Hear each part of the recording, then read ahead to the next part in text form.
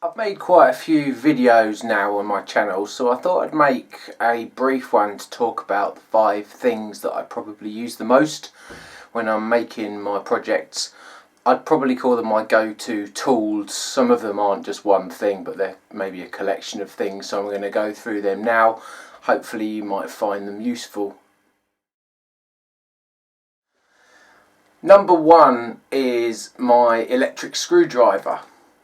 It's a 12 volt DeWalt screwdriver. I'll put a link up to all the information about it in the description. It's really handy, it's nice and lightweight, it's got a belt clip on it. So this is the 12 volt screwdriver. It's actually 12 volt max. In UK we call it 10.8 volt. I think in the US they call it 12 volt max. I call it 12 volt. The handle's really ergonomic. It's got a quick release hex chuck. It's got a clutch on it, so you can adjust the torque of what you're drilling in. That's really handy when I'm putting things in like screws into particularly fragile material. As I said, it's got a belt clip. It's got a magnetic bit holder there that you can put screws and other things like that on. Comes in really handy, and I just find it a really useful bit of kit. I couldn't be without it. It's also got quite a lot of power that I'll show you now. So this is an 80mm screw, and this is some treated, it is softwood but it's treated timber, so it's quite sturdy, and it's got enough power.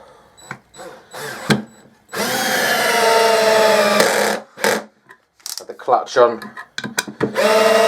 It's got enough power just to drive it all the way in, which I think is quite impressive for such a little tool that is meant to be a screwdriver. These are just 40mm screws, and they go in no problem as well.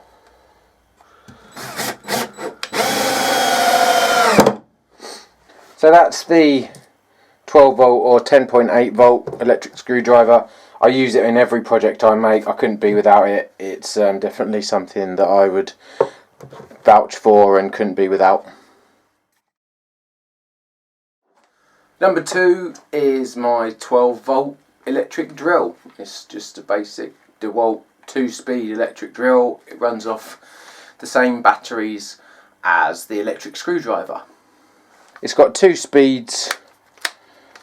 Again, it's got a clutch, so it's got a mode for just drilling or a clutch for screwing. If I didn't have my screwdriver, then I could probably get away with just this, but having a combination of the two of them is really handy. The reason I like the smaller drill is it's nice and light, and I just find that I can get a lot more easy, quick use out of them. The battery lasts ages, and I do find it really useful. I have got 18 volt drill as well that I use when I need a bit more power, but probably 80% of the time I just get away with using this, and it works really well.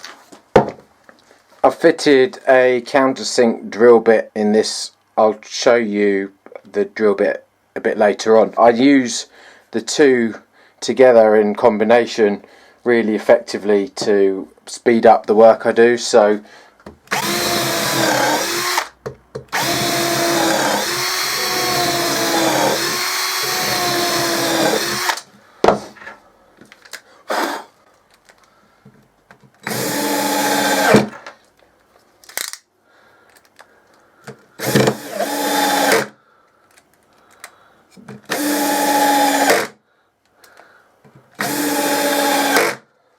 it's that process you've just seen there of drilling a countersunk hole and then screwing a screw in that the two devices work really well in tandem together on. Number 3 is something I use when I'm making holes ready for pilot holes or ready for putting holes in metal. It's my automatic centre punch. The way it works is it's got a spring in it, and when you push down it fires this point forwards and puts an indentation in the workpiece that you're wanting to mark. So here's an example. I just put it on this line, push down, and as you can see there's quite a nice indentation in the wood, and if you press it a few more times you get a much deeper indentation. It's quite a cheap tool. I'll put up a link to where you can get them from, but they're not very much money, and I pretty much use it all the time when I'm drilling holes. Number 4 is my combination square.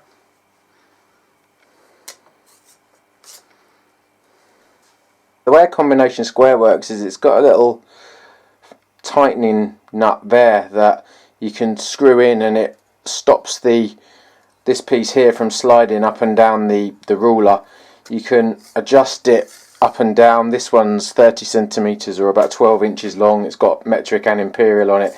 And where it comes in really handy is, say for example I wanted to mark a line exactly 5 centimeters from a point. I set the line to 5 centimeters, and then I can butt it up against the workpiece, and I know that that line that I'm drawing there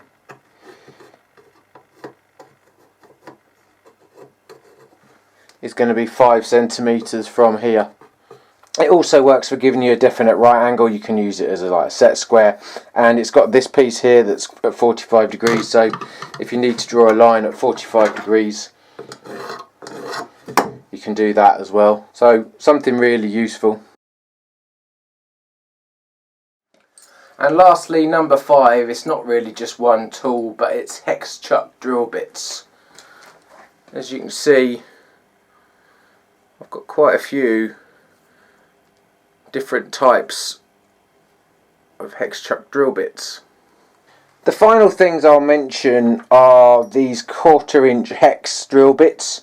I've got different types. I've got ones with a brad point for mainly drilling wood. Well, you could only drill wood with them really. I've got some HSS ones that you can use on wood and metal. I often use these for pilot bits, these small ones. I've also got these masonry ones that I showed in a previous video. These are the DeWalt masonry. Well, they're called DeWalt multi-material, but I predominantly use them for masonry. The other bits that I use that have got the 1/4 inch hex shank are these countersink and pilot bits. So they've got a cutting area here that countersinks, and you use the main shank to do the pilot bit. You can adjust the length using this grub screw here. These are made by Trend. They were quite expensive, but they're really good quality, and they cut really well. And again, they're 1/4 inch hex, so it's really easy to change them. I actually sometimes use them in my electric screwdriver because it's a 1/4 inch hex drive. You can just put them in and use it to drill stuff. This is a 3mm brad point bit.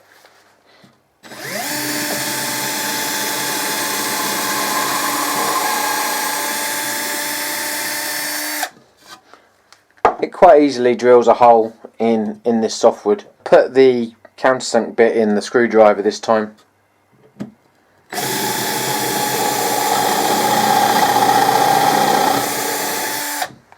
And I can just clip it off, clip in a posi bit.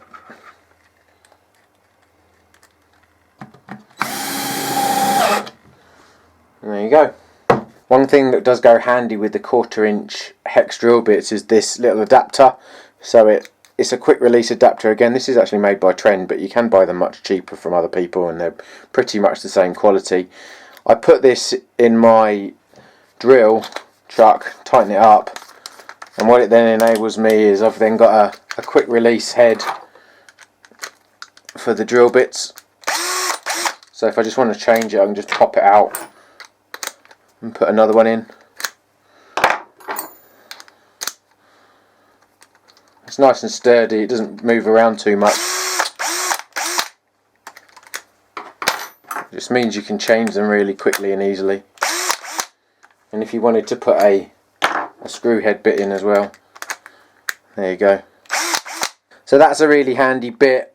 I'd recommend it particularly if you don't have an electric screwdriver and you just want to be able to quick change bits and pieces with your drill.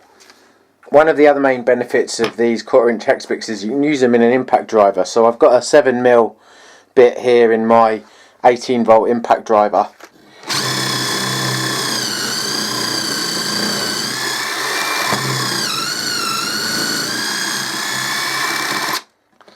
It's got no problem in drilling through material with the bit on an impact driver. That's the end of the video. I hope you found it useful, me talking about the 5 things that I couldn't really do without when I'm making my projects.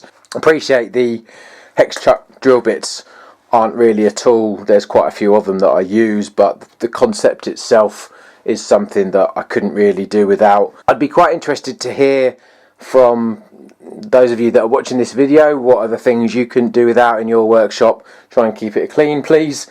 I'll put up some links to Amazon where you could get hold of some of these if you're interested in purchasing them after my recommendation. Some of them aren't that cheap, but they do come in really handy, particularly the countersink and pilot drill bits from Trend. Also, I use these DeWalt 10.8 volt or 12 volt screwdriver and drill. There are a lot of other manufacturers that make tools of a similar battery voltage and have similar functionality, so I wouldn't suggest that you have to have DeWalt ones, but I've got, you know, quite a few DeWalt tools in the battery platform, so I use them. I do find the grips particularly good and ergonomic. I did use a Milwaukee one for a while and I didn't like the grip as much. It's nowhere near as comfy as these DeWalt ones, but it did have quite a lot of power, so each have their pros and cons. Please share with me your comments. Hopefully see you again soon.